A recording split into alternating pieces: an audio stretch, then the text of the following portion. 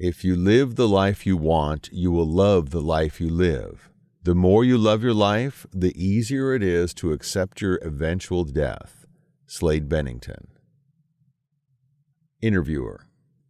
Tell me about the accident. What do you remember from that night? Slade. I died, man. I died in that moment nearly 30 years ago, but nothing in life is an accident. Interviewer. You're sitting here conversing with me now. You're very much alive. Slade. More alive than ever. More alive than before that night. Before, I wasn't living the life I was meant to live. I was selfish and doing things that brought me pleasure, but with no purpose. I knew that, too. I knew I wasn't living. Something was missing, some intention to life. But I was young, and I figured I'd settle down and live the way I knew I should once I sowed my wild oats. Sowing wild oats. That's a cliche, isn't it? My agent is always pointing out when I use cliches. Apparently I like them. When I was 19, I thought I could start being a responsible adult when I was 21. At 21, I thought 25 sounded like a good age to mature. Then 30 sounded like the right age to become a grown-up. But at 29, life ended. I knew my life was ending. When something like that happens, you know you're dead, and you see. Interviewer. Your life flashed before your eyes? Slade. Now that's a cliche. Life didn't so much flash before my eyes, but I could suddenly see it all clearly. The life I was intended to live, the life I'd avoided, procrastinated, put off until I was older. And now I would never be older. I'd miss that opportunity.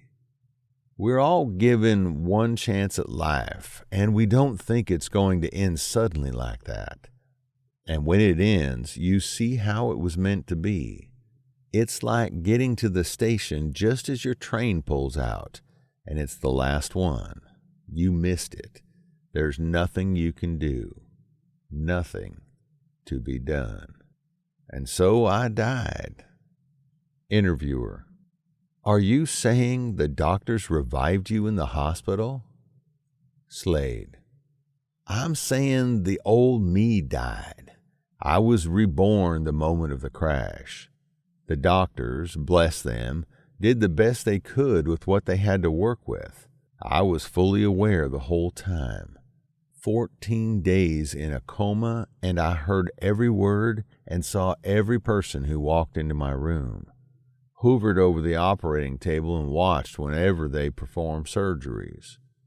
Once I was conscious, the doctor sat beside my bed to update me on my situation. I interrupted and recited to him everything he was going to say. I already knew. I'd heard it all before.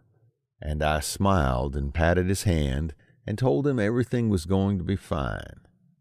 He started crying, uncontrollable sobbing. It's hard to witness a grown man weep like that. The new me was conceived even before they got me to the hospital. The surgeries, the months in the hospital, and recovery were all equivalent to childbirth. The new me being born. Interviewer. Do you ever ask why? Slade. These things just happen. One person dies, someone else survives, another is reborn. Interviewer. God's plan or random chance? Slade. Is there a difference?